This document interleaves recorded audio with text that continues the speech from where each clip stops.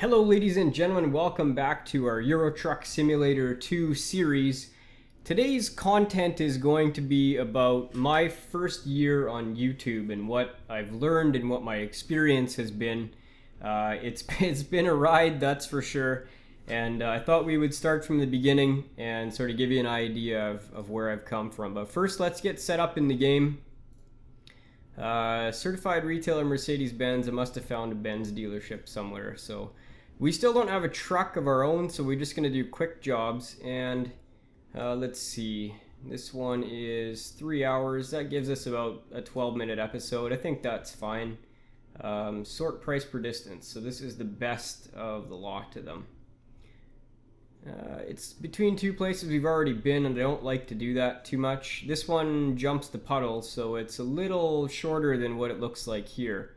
I think we'll go with that. Where are we right now anyway? Are we in Paris? I guess it doesn't really matter. Let's check the Paris jobs. So I think we'll take this one.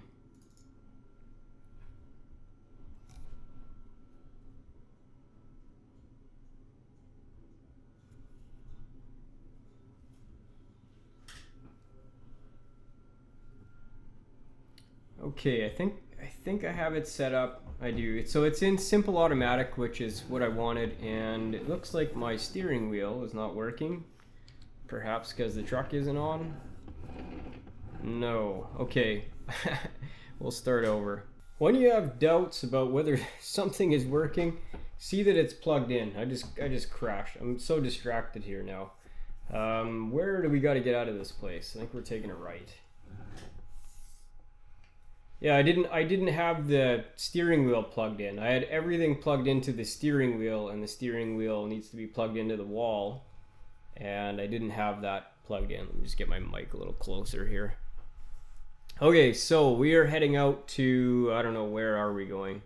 Paris? Are we in Paris right now? Let's just see. We are going to Dover.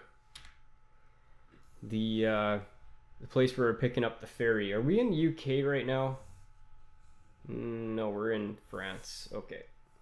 Now that I have my bearings, we can get underway for the day. Okay. YouTube. When did I join YouTube? Well, I joined YouTube officially, I guess, in, I think, January of 2015.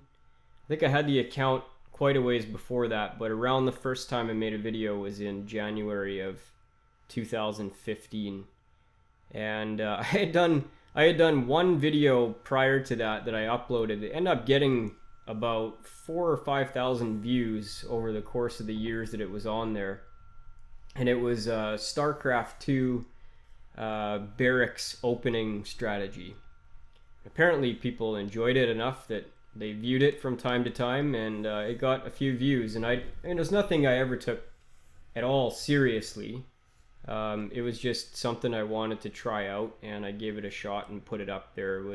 It was me with some crappy headset on, and the sound was terrible, and the video capture was terrible. But this was years before YouTube really became anything of anything. This was probably in 2007. I would doubt I even have the account anymore. And so that was interesting, and it was kind of fun to think, people took the time out of their day to watch the video and hopefully found it helpful. And I've always liked teaching things. It was kind of my fallback plan. If I hadn't gone the way that I did in my career, I probably would have gone into some sort of a teaching role. In any event, that was the very first, and then I thought it was January of 2015, and I was kind of bored. My girlfriend at the time was away on a big trip to Africa. She was gone for 3 weeks, and I thought, hey, you know what? I'm going to try to make a YouTube video. Just so happened at the same time that a game called Darkest Dungeon was out on early access, and I was playing it at the time, and I thought, wow, this is a really fun game. And I was getting into indie games that year, and I thought I wanted to share this indie game and share my strategies I was using with playing with no torches, because that was kind of, at the time, that was kind of the hard mode of the game, is to play without torches. So I decided, hey, I'm gonna start this up, and I started recording. I had a Blue Yeti microphone that I had ordered for myself to do this, and went to town. I had no idea what I was going to talk about during the video. I thought, well, I'll just commentate exactly what's happening and what's going on screen, and maybe give some strategy tips here and there. But I really was going into it fairly blind. And it was okay. I mean, if you go back and watch the first Darkest Dungeon series, you'll see what quality the video was. When I go back to it now, I cringe. It's the artist kind of thing where you don't like your earlier work because you've come a long way from there. When frankly, for the most part, for most people, they would say, well, there's nothing wrong with it. But you're your worst critic. And you look back on those early videos and just shake your head. The one thing that really bothered me about the early videos was my quality wasn't always to a standard. Sometimes the video quality was a little off. Sometimes it was okay. I got a dead zone in my steering here that I gotta fix because this is driving me nuts. One second. Take that dead zone right out. So yeah, I think that's, I had a dead zone in the profiler. Yeah, that's much better.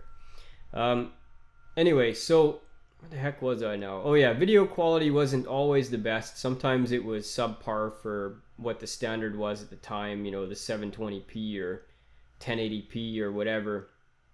And it was because I was operating on a bad computer that just couldn't handle recording at 1080p, and so I had to deal with that, and sound issues weren't the best. I wasn't using post-processing. I wasn't using a separate program to record audio and post-syncing the video and the audio as I do now. And my voice, of all things, was really, really drab. It sounded like I was doing the most boring thing on the face of the planet when I was talking. I was talking very monotone and quiet, and now this is looking pretty good for us here. And and somebody, I made a video, I think it was like 3 or 4 in, just asking my audience to say, what am I doing right and what am I doing wrong, and be brutally honest, because I would really, really like to know. And one of my subscribers at the time said, "You sound like you're bored." And I thought, well, that's kind of funny. I'm having fun playing the video games. I don't think I'm bored. And then, sure enough, when I listened to my videos, I thought, man, do I sound so bored? And it was true. And from that day forward, I really had to think about the way that I address the microphone in doing the videos.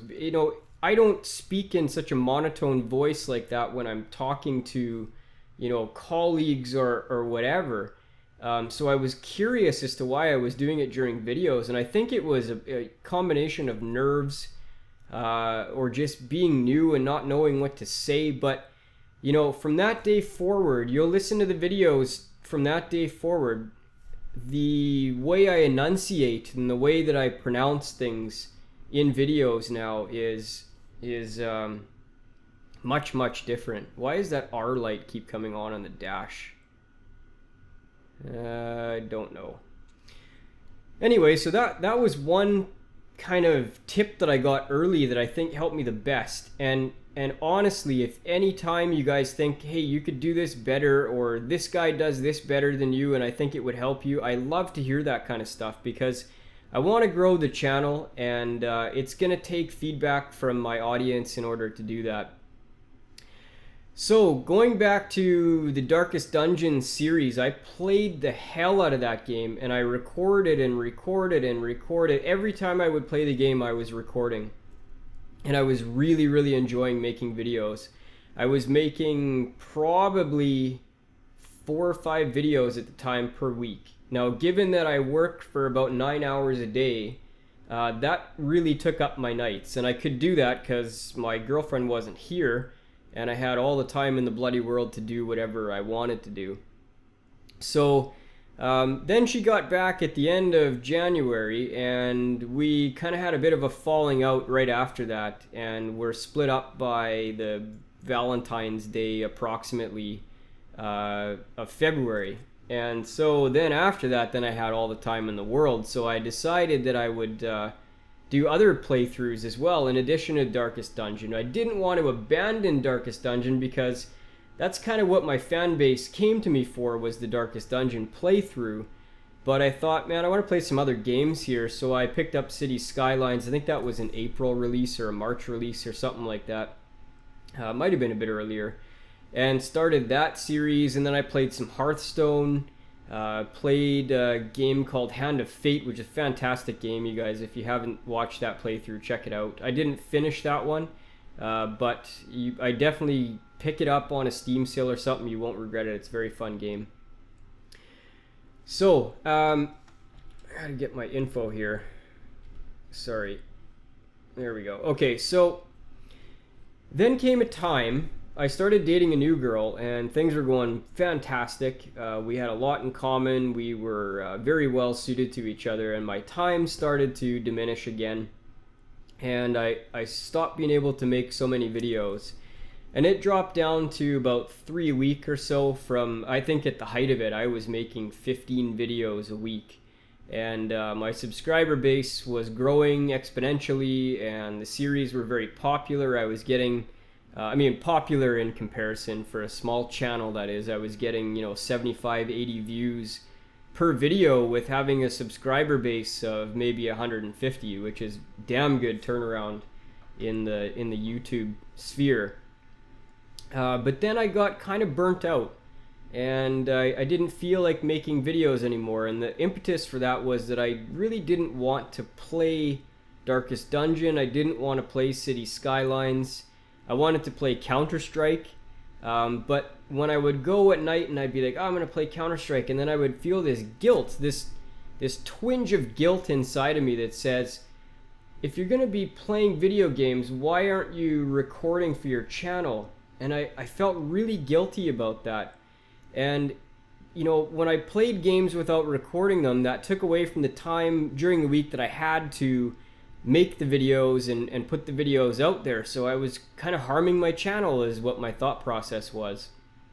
And so then I thought, well, if I've got this guilt, there's only one way to deal with it. It's either stop playing games that I want to play and play the ones that my audience wants me to play, or I simply stopped making videos. So for about 3 months, I just stopped making videos. And we went on holidays and did some things, it took up a bunch of time, and I was feeling okay. But I always in the back of my mind was going, man, I really want to make the channel grow. I want to put videos out. I want to show people new games and new ways to approach things. And so I started to dabble back into it with some games like Polybridge. You saw Prison Architect, fantastic game, you guys, if you haven't played that one yet.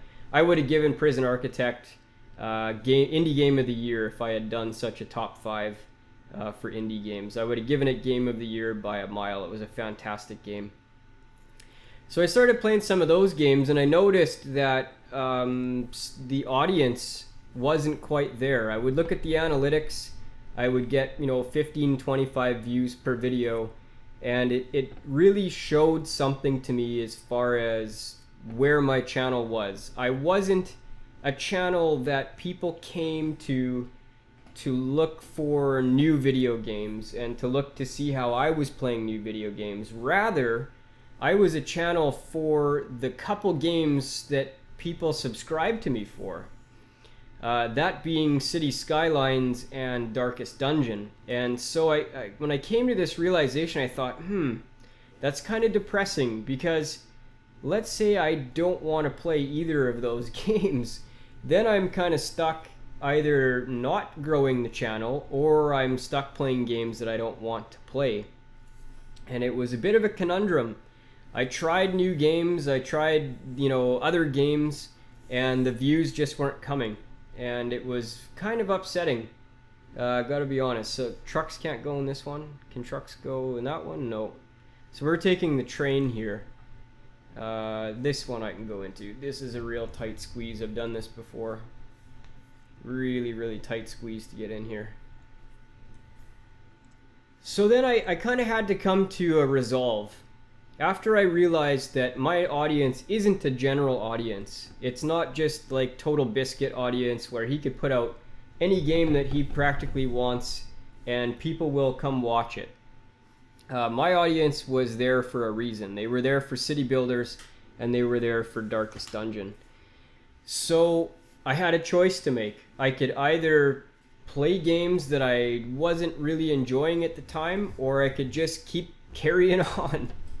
And I thought to myself, you know what? If I'm playing games that I'm not enjoying, then I know that the people watching me and watching the videos are going to pick up on that, and they're going to understand that he's not enjoying this game as he's playing it. I think I mentioned at the end of my City Skylines Series 2 that I wasn't enjoying the game anymore. And it was sad. It was a bit of a sad realization that to me, I needed to keep the enjoyment in the hobby in order for the channel to keep growing. But nowadays, I feel pretty darn good about picking games back up later, much later on, when I've kind of gotten over the boredom. So right now, I can tell you with 100% certainty that I'm ready to go on another City Skylines series. It's taken 6 months, but there it is. So another thing I want to talk to you guys about, aside from getting bored with the games you're playing on your channel, is growing the channel. How does one grow the channel? I had a lot of success at the beginning with posting videos to enthusiast sites. So I would go to the subreddit for City Skylines and I would say, hey, look at this cool video I'm putting out. Would you guys come check it out? And you would get your negative Nancy's saying like, quit whoring yourself on subreddit and stuff like this. But a lot of people would come over and they would like the content and subscribe, and that was a great way to get further subscribers. The other way to do it is just building reputation. So people know, hey, he does a lot of City Skylines videos, and people will recommend. I've had a few of those. Had a lot of comments saying like, oh, found your channel, love it, gonna stick around. But then, if I change my content, is that still the case? Who knows? But growing your channel, you have to have realistic expectation. You're not going to grow to 15,000 subscribers in a few months unless you make it big with some sort of viral video. Let's Play channels are so oversaturated on YouTube that you do have to stand out in one way, shape, or form in order to become successful. And I haven't quite figured out what the formula is yet. I know a lot of people try to post advice on this, but if you're a channel that has less than 500,000 people as subscribers, then I'm not sure that the advice that is being given is well founded, although you never know. But I am now at about 250 subscribers within the year, and I think the prediction was on Social Blade that I would be around 1,200 by this point. And I think I could have got there if I would have kept on with the City Skylines playlists and Darkest Dungeon playlists. But when you change gears in the middle of a channel that was very much a special interest channel, you can be expected that your subscriber count probably won't grow. With the new City Skylines season coming out, I think the channel will grow much, much more. I'm trying to work out a schedule with my girlfriend to be away for a while, because that sounds bad, but I don't like recording videos in front of other people. I need silence. I need my space to be able to talk to the microphone and the computer without feeling like an idiot. And I don't feel that way when she's around. So a few nights a week she goes and does yoga, and during those nights, tonight being one of them, I'm going to record my ass off and try to get as many videos out in these nights as I possibly can. I'm also going to be shifting gears as far as my day job is concerned to one that has more regular hours. It's going to be kind of a 9 to 5. In private practice, I can kind of come and go as I please, and sometimes that's good and sometimes it's bad, because on the bad end of the spectrum, sometimes you're expected to work evenings, weekends. That guy just got a speeding ticket, damn it. In any event, this should give me a more regular schedule, and I will have hopefully more time to record videos. So that's year one in YouTube. Some challenges, some struggles, some thoughts about growth, thoughts about content. I'm hoping that the content that I'm going to bring in the future will be twofold. One, with this series, is going to be more like a podcast. And I've got a whole bunch of ideas to talk about as far as a podcast topic is concerned, which I hope you'll find very interesting. But for the other games, Darkest Dungeon and Cities Skylines, I am going to change the format of those series to be more in line with tutorials. Not so much a let's play anymore, but tutorials. So I'm hoping that format will differentiate my channel a little bit more than the other let's play channels, because frankly, let's play channels right now are a dime a dozen. As far as content quality wise, maybe I'm on the upper end of the spectrum of things. But certainly, there are people out there that put time and money and do this as a full-time job. Don't hit me, please. He hit me. I was in the wrong lane, possibly.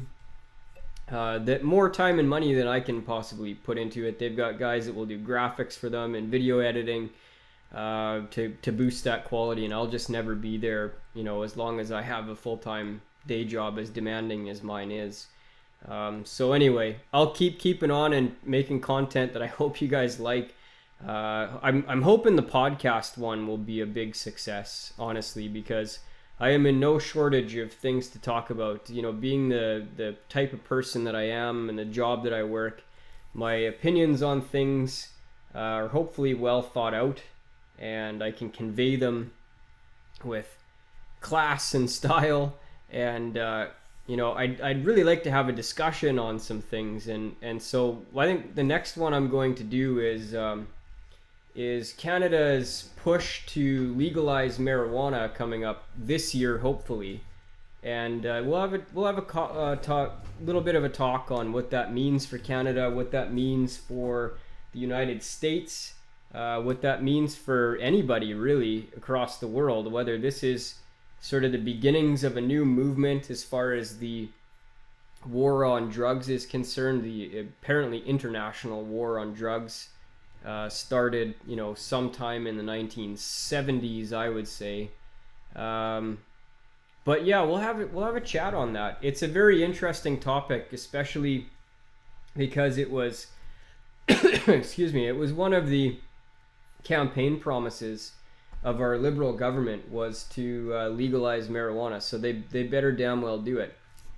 Anyway, guys, successful trip. We had a bit of a bump there. A guy hit us in a roundabout, but it doesn't look like it did any damage to our vehicle. That is going to be it for today, guys. Thanks very much for sticking with me for a year. Thanks very much for watching the video, and I hope I can bring you great content in the future. Until next time, bye-bye.